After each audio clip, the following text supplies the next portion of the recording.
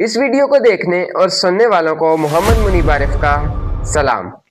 आज खेला जाएगा जी पाकिस्तान वर्सेस श्रीलंका का थर्ड और आखिरी ओडीआई, जो कि एक तरह डेड रोबर मैच ही होगा। पाकिस्तान 2 मैच जीत चुका है, सीरीज जीत चुका है। आज का मैच अगर पाकिस्तान जीतता है तो एक वाइट वॉश कर देंगे, वरना सीरीज तो खत्म हो चुकी है, हम जीत चुके हैं। इस पर हम आगे जाके बात करते हैं जी। पाकिस्तान के स्क्वाड पर हम बहुत सारी बातें कर सकते हैं, लेकिन उससे पहले एक बात कर लेते हैं कि पीएसएल के लिए पीसीबी ने 6 नई टीमों के नाम दिए हैं, जिनमें से 2 को इलेक्ट किया जाएगा। अगर मैं नाम शेयर करूं आपके साथ, cities in contention: Hyderabad, Faisalabad, Sialkot, Gilgit, Muzaffarabad, Rawalpindi. अगर मैं अपना पर्सनली चाहूं कि जो मैं पर्सनली चाहता हूं कि कौन सी टीमें होनी चाहिए और कौन सी नहीं होनी चाहिए, तो मैं पर्सनली ये चाहता हूं कि एक मुजफ्फराबाद की टीम हो जाए और एक गिलगित की टीम हो जाए। क्योंकि जो बाकी टीम्स है ना, अब अगर हम पिंडी की बात करें तो पिंडी और इस्लामाबाद का फासला कोई बहुत थोड़ा है, करीब करीब है। तो एक टीम मतलब अलग अलग इनकी टीम नहीं बनती। दूसरा, उधर ग्राउंड एक है उनके पास रावलपिंडी में, तो वो ऑडियंस भी डिवाइड हो जाएगी, तो मसला खराब हो जाएगा। आगे ऑडियंस पिंडी में उस तरह नहीं आ पा रही, तो पिंडी तो आप निकाल दें। उसके बाद सियालकोट और फैसलाबाद की मैं क्यों नहीं बात करता, क्योंकि यार आगे ये पंजाब में आते हैं और पंजाब की आगे ही 2 टीमें आ चुकी हैं आपके सामने, ये लाहौर कलंदर्स और मुल्तान सुल्तान। हैदराबाद की बात करूं तो सिंध में, मतलब सिंध की एक टीम कराची है, इनफ है। मतलब ठीक है, अगर आनी चाहिए तो हैदराबाद भी आ सकती है, जैसे पंजाब से 2 हैं तो सिंध से भी 2 होने चाहिए, लेकिन सिंध उतना बड़ा सूबा नहीं है जितना पंजाब है। तो इस हिसाब से मैं ये कह रहा हूं कि मतलब हर सूबे की एक एक रिप्रेजेंटेशन है। तो जीबी की तरफ से हम गिलगित की तरफ चले जाते हैं और कश्मीर की तरफ से हम मुजफ्फराबाद की तरफ चले जाते हैं। बहरहाल देखी जाएगी होता क्या है। लेकिन अगर जो मेरे से आप ओपिनियन मांगे, मतलब मैं चाहता एक चीज हूँ, मुजफ्फराबाद और गिलगित, लेकिन मेरे से अगर आप ओपिनियन मांगेंगे कि कौन सी टीम आने के ज्यादा चांसेस हैं, तो वो 2 टीमें हैं, एक फैसलाबाद और एक सियालकोट। फैसलाबाद इसलिए, आपने रिसेंट देख रही है, तैयारियां शायरियां चल रही है, मैचेस एक सीरीज हो चुकी है इसके साउथ अफ्रीका वाली, तो फैसलाबाद की ऑडियंस तो भाईजान वेल डन है, तो उनके आने के चांसेस तो बहुत ज्यादा है। दूसरी आने के चांसेस किसके हैं जी? सियालकोट। सियालकोट एक इंडस्ट्रियल एरिया, उधर भी एक स्टेडियम है, एक रिच इलाका है, तो वहां की टीम आने के भी चांसेस हैं। बट आई पर्सनली विश के जीबी की, मतलब गिलगित की और मुजफ्फराबाद की टीम आए। खैर, बढ़ते हैं जी पाकिस्तान वर्सेस श्रीलंका के तीसरे और आखिरी डेड रोबर मैच पर।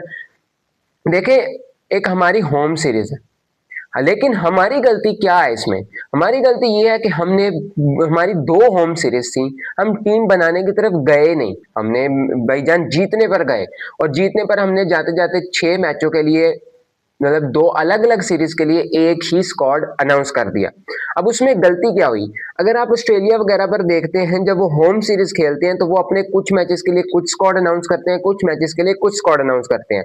तो हमने गलती ये की कि हमने 6 के 6 मैचेस के लिए, 2 मुकम्मल सीरीज के लिए हमने एक ही स्क्वाड अनाउंस कर दिया। उससे क्या हुआ? अब जो ये आज डेड रोबर मैच है ना, इसमें हमने अपने न्यू जनरेशन को, नए यंगस्टर्स को चांस देना है। अगर मैं इस स्क्वाड की तरफ देखूं तो सिर्फ मुझे 2 यंगस्टर्स ही नजर आते हैं, मतलब जिन्होंने कम क्रिकेट खेली हो। बाकी अपना स्क्वाड है जितना भी, उनमें सबने अच्छी क्रिकेट खेली है। एक फैसल अकरम, वो एक ऑल्दो डेब्यू कर चुके हैं जिम्बाब्वे में, लेकिन जो है ना हसीबुल्ला, उसने अभी तक कोई क्रिकेट नहीं खेली। इसलिए मैं ये चाह रहा था, अब जो होना था वो हो गया, उस पर हम नहीं बहस कर सकते। But the point is that कि आप साउथ अफ्रीका सीरीज में भी थे, तो आप पहले 2 मैचेस के लिए ये वाला स्क्वाड रख लेते, आखिरी मैच के लिए आप स्क्वाड चेंज कर लेते। मतलब आप पहले 2 का अनाउंस करते, तीसरा अगर फाइनल बन गया तो ठीक है, इसको ही कंटिन्यू करते, वरना आप चेंजेस पे आते। श्रीलंका के लिए भी आप यही करते कि पहले 2 का ये रख लेते और बाकी के लिए चेंज कर लेते। आईसीसी का कोई रूल वगैरह तो है नहीं इतना खास कि आप सीरीज में, बायलैटरल में, वो भी होम सीरीज में, एक ही स्क्वाड पे जाना है, आप चेंजेस कर सकते हैं।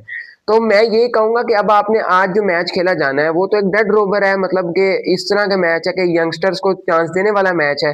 तो आपको इसमें इतने यंगस्टर्स होने चाहिए थे कि आप अपने सीनियर्स को बिठाते, क्योंकि आप जितनी क्रिकेट, अब खासकर फास्ट बॉलर से कम क्रिकेट खिलाएंगे, मतलब अब आगे वर्ल्ड कप आने वाला है, T20 आएगा, उसके बाद ओडीआई आएगा, बीच में पीएसएल आएगी, तो ये सारे फास्ट बॉलर तो हमें इन एक्शन ही लेंगे।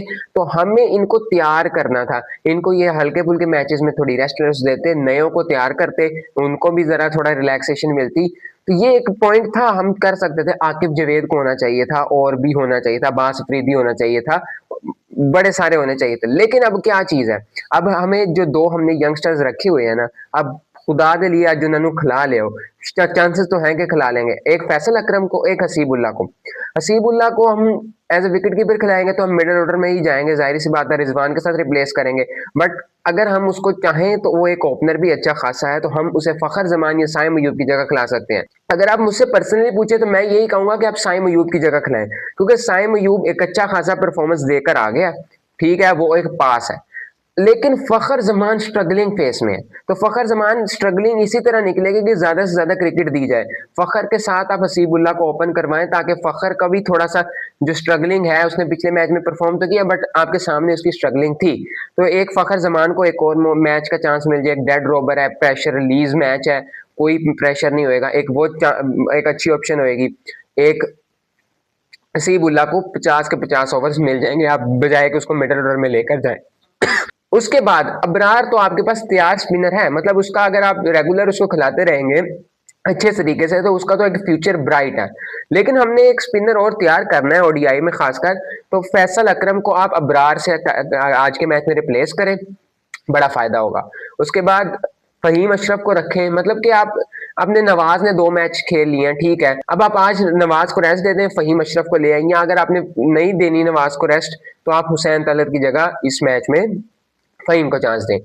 बाबर आजम के लिए यही है कि बाबर आजम को और तगड़े होना है भाईजान, और तगड़े होकर ये मैच खेलना है, क्योंकि जितना प्रेशर पिछले मैच से रिलीज हो गया और जितना कॉन्फिडेंस बूस्ट हो गया है, ये मैच उसको डबल एक्सल पर ले जाएगा। मतलब इस मैच में अगर परफॉर्म कर दिया, 33वीं सेंचुरी आए ना आए, बट एक अच्छी इनॉक खेली गई बाबर आजम की तरफ से, तो और कॉन्फिडेंस बूस्ट होएगा।